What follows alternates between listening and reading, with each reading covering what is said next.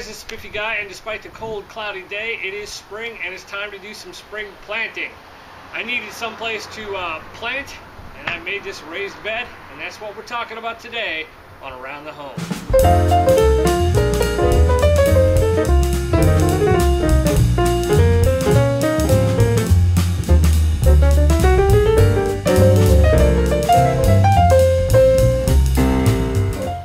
Before we start building our raised bed, we need to figure out where we're going to do that.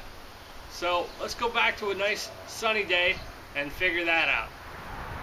This area is on the southern side. North is that way. It's going to get plenty of sun and it's out of the way. Be sure to utilize your space efficiently. I've crammed in a 5x4 bed here, leaving plenty of room on the right hand side to get to the hose and the gas meter if need be.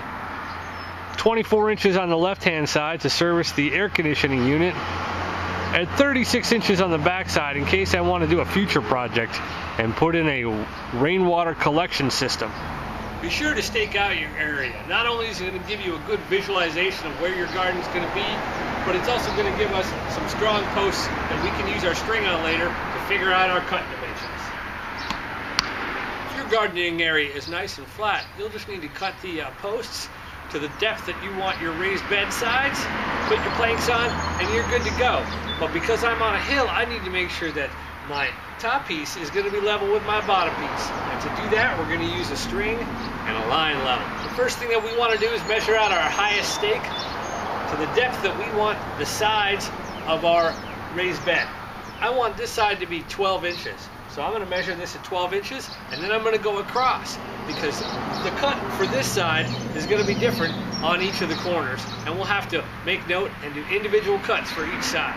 Keep the string tight on all four sides and make sure it's level, and that way you'll know accurately how deep to cut each post. It's a good idea to write these measurements down. That way you can refer back to them when you make your cuts of your posts. So let's talk a little bit about materials. For this particular project, I'm using 6-foot cedar fence pickets. Buy these at Home Depot for about $2 1/4 a pop, $2.50.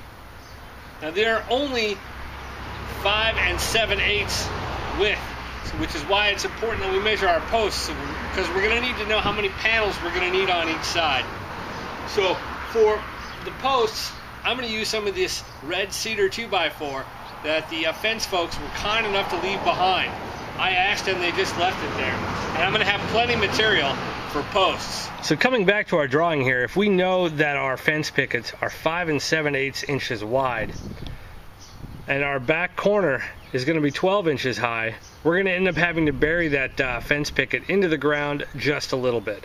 But it's important to know, because we're on a hill, that the ones that we put in the front, we're going to have to be deep enough to cover the side of the hill. And I don't particularly want to do a whole lot of angle cutting and getting it just right. So what we're going to do is we're going to put 4 pickets in the front here, and that way we can bury a little bit. And we'll do 4 pickets up to the halfway point on each side, and then we'll do 3 pickets around in the back. This should make the frame fit the contour of the land fairly well. It's important to double check our math here. So we know that we're going to have 3 picket depth here. And 3 times 6 is going to be 18.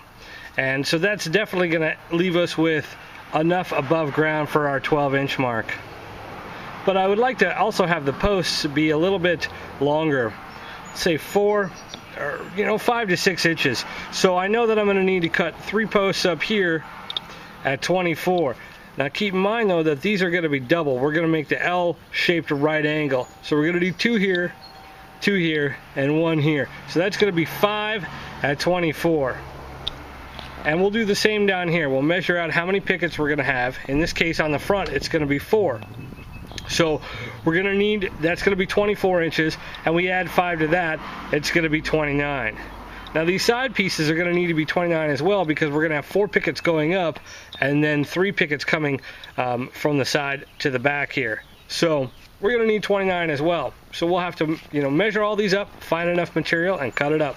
Since we're using power tools, make sure to wear your hearing protection and your safety goggles. That way you can see your garden and listen to your neighbor's envy over the huge, giant vegetables that you got growing.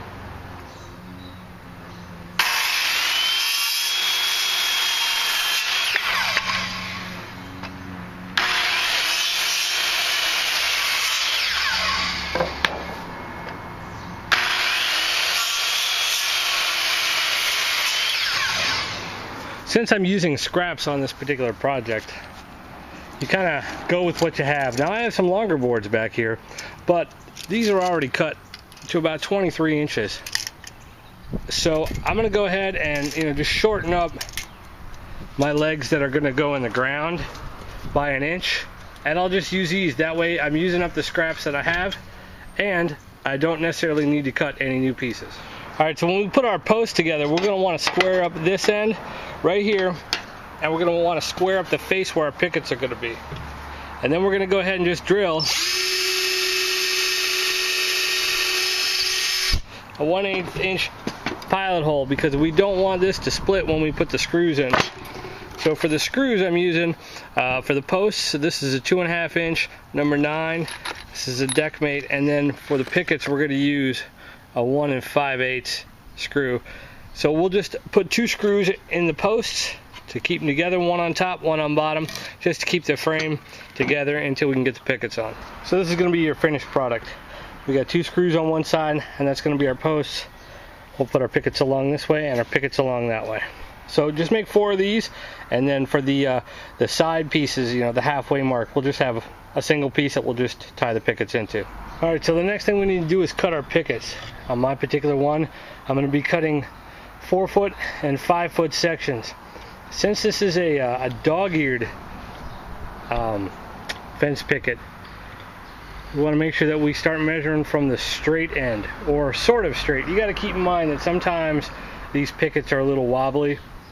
They may have knots in them and things like that. So really do your best to find the best ones at Home Depot before you leave, and then you'll kind of need to match them up once you cut them and kind of do the jigsaw puzzle.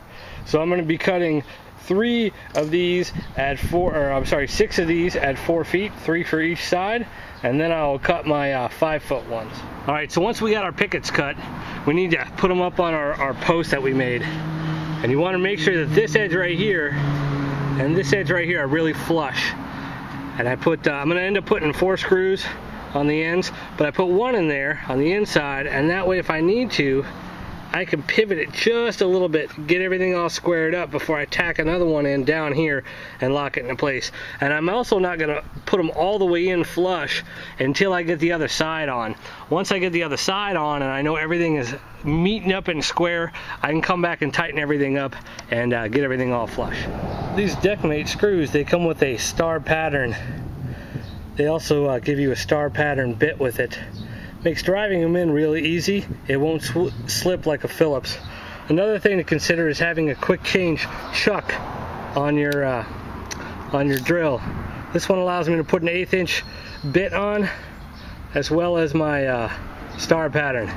It makes putting these things on a lot quicker. So one mistake that I made, and I'm all for telling people about my mistakes and that way they don't repeat them, is I forgot when I measured my 5-foot sections to include this 1/2 inch on either side. Consequently, when I butt up my other picket to this side, I'm actually going to lose 1 inch total in width. Not a big deal for this particular project, but for other projects it could be. So just remember to measure out and keep in mind that any extra wood that you're putting on. If you have boards that are kind of bent like this, you can see this one's curved pretty bad, or it has some knots like this one,